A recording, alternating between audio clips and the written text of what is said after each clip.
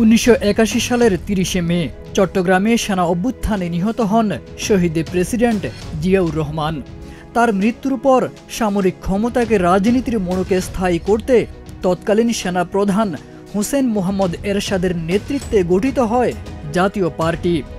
1982 সালে ক্ষমতা দখল করে এরশাদ নতুন বাংলাদেশের ঘোষণা দিলেও বাস্তবে তা ছিল স্বৈরতান্ত্রিক শাসন ব্যবস্থা। 1986 সালে দলটির আনুষ্ঠানিক যাত্রা শুরু হয়।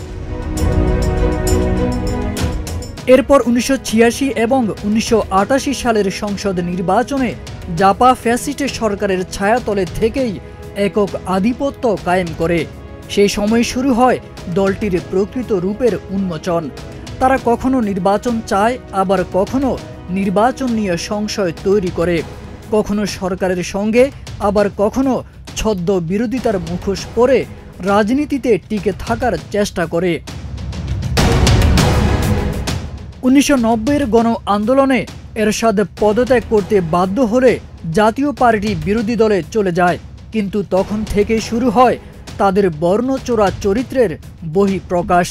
কখনো আওয়ামী লীগ, কখনো বিএনপি, যে দলে সুযোগ মেলে সেদিকেই হেলে পড়ে তারা। 2008 সালের নির্বাচনে জাপা আবার আওয়ামী লীগের মহাজোটে যোগ দেয় এবং ক্ষমতার ভাগও পায়।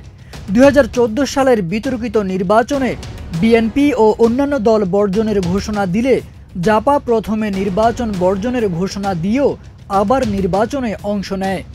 আওয়ামী লীগকে একটি প্রতিদ্বন্দ্বিতাপূর্ণ নির্বাচনের ছদ্ম বৈধতা দিতে সহযোগিতা করে।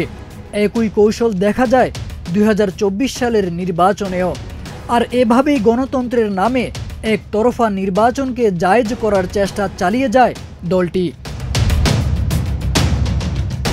2023 সালের 23 আগস্ট জাপার চেয়ারম্যান জিএম কাদের ভারত সফর শেষে জানান, ভারতের গুরুত্বপূর্ণ ব্যক্তিদের সঙ্গে তার আলোচনা হয়েছে, তবে তাদের অনুমতি ছাড়া কিছু বলা যাবে না।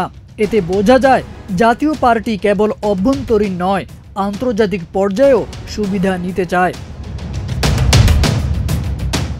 জাতীয় পার্টির এই রাজনৈতিক দ্বিচারিতার খেসারত দিতে হয়েছে গণতন্ত্রকামী জনগণকে বারবার।